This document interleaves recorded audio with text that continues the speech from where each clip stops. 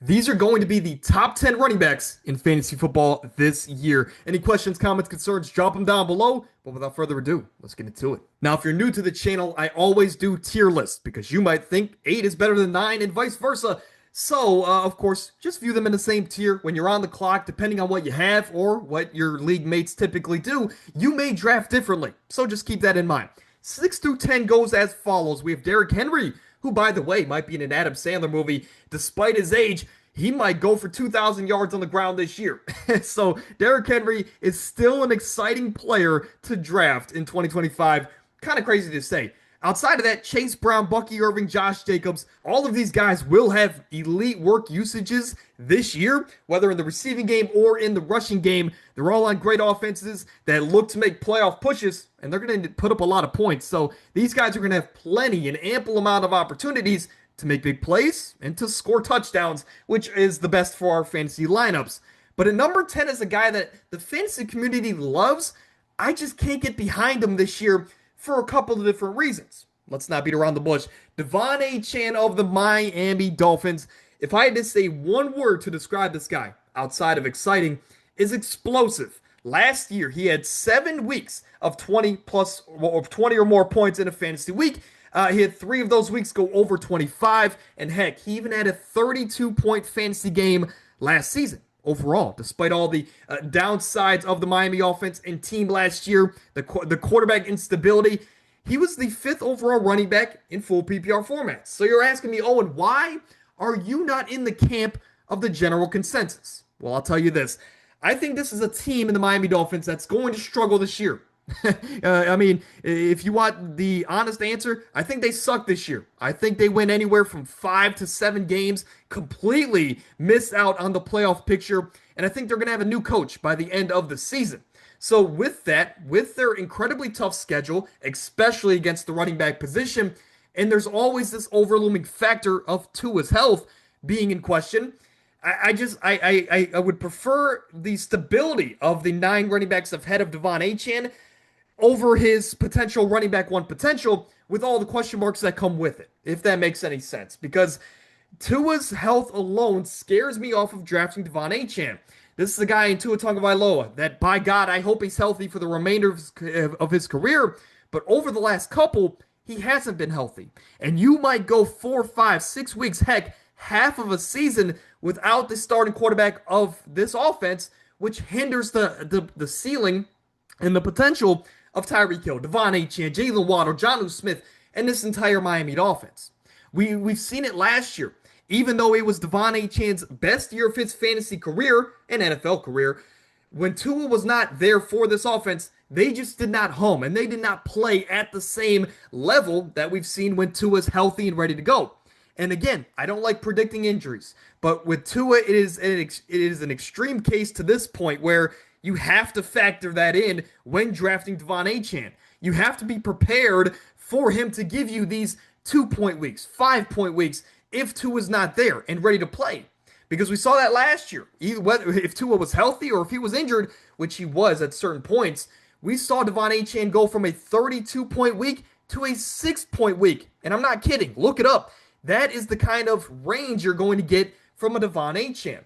So again, due to my, I guess, in belief of this team being a playoff level team and a playoff level offense, due to me believing that this team's going to struggle from start of the year to the end of it, I do believe De'Von Achane has the potential to be a top 5 running back, which is why he's in my top 10. But there's too many factors that I'm scared of that he could bust due to his first or second round draft capital this year. So that's why I have him at number 10, but feel free. Draft him in the first 10 to 12 picks of your first round, and I'm sure he's going to be great. I'm just not willing to bet my fantasy season on De'Von Achane. Now, moving into the top 5, these are the guys that do provide that stability and elite work usage that you want to see out of your first-round draft pick. Bijan, Saquon, Jahmyr Gibbs, all guys that fit those thresholds. And whether if you get him first overall or, hey, at the end of your first round, those are all guys that you're going to be happy with their production this year. Now, at number 3 is the ultimate fantasy football wild card, Christian McCaffrey, a guy that you're either going to get the number 1 overall running back or a guy that is out by week 2 and you are scrambling the rest of the year trying to replace his production. So Obviously, look, if you've been burned by Christian McCaffrey, it's going to make this decision a lot harder for you to hit the actual draft button on draft day. But there's no denying his potential. There's no denying his ceiling. This is an offense that just lost Deebo Samuel. This is a team that had a down year last year. And historically, under Kyle Shanahan, they are down, then they are elite. Then they are down, then they are elite. Is an ever-going cycle with San Francisco.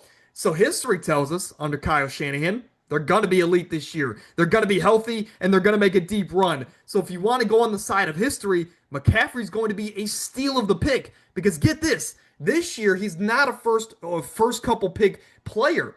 He is a second round pick this year in fantasy. I've seen some drafts where he goes at the start of the third round. So if you can get a guy like McCaffrey at the end of the second or third round, I absolutely love his value this year. It's easier to replace a second or third round pick if they bust compared to the first overall pick, which McCaffrey's been in years prior. So that's why I like him. I think he's in my top three simply based on his value. But speaking about value, this player at number 5 is a rookie running back. And again, that's scary as it is. But he's going into the picture-perfect situation for a rookie running back, maybe in NFL history. The Heisman runner-up, Ashton Jeanty, I'm sure you've heard his name at least once or twice in the last couple of months. But he's walking into an offense that last year had the worst running back group maybe ever, right? But really in the NFL last season. So walking in from day number 1, there's no competition. He is the number 1 and the only running back in this offense. To make matters better, Pete Carroll has taken over here in Las Vegas, and in his entire coaching career, whether back at USC at the collegiate level, whether with the Seattle Seahawks for many, many years where he brought them a Super Bowl and a trip to go along with it, he has always had a bell cow system. Now, sure, he's spelled in some other running backs, but it has always been a dominant running back leading the charge, whether at USC when he had Reggie Bush or at Seattle when he had Marshawn Lynch. He had a dominant go-to running back to lead his offense. That's always been what he's done, and I can't see now that they've drafted a running back with a top 6 pick in the NFL draft, that's going to change. Ashton Jeanty's going into this offense with no competition, a Pete Carroll-led offense, and 295 vacated touches from a season ago. I think he's going to dominate. I think this is a guy that we've seen has excelled in physical environments, and he's going to have to translate that to the NFL level in this AFC West division. I like Ashton Jeanty. I'm all in on him this year. He can do everything in the receiving and rushing game. I think there's no question. They have a good offensive line. Everything else, all the boxes are checked. Let me just clarify it like that. I love Jeanty this year. I'm all in on him, and I'm going to target him in the first round. But after that rambling about Ashton Jeanty, that is my top 10 running backs as of now going into the 25 fantasy football season. As always, these rankings are subject to change. So if you have any questions, comments, concerns, or hey, you want to give me a suggestion, convince me why this player is better than this player, and we can make the best list together as a community. That's always been what this channel's been about. But that's it. I'll see you guys next time.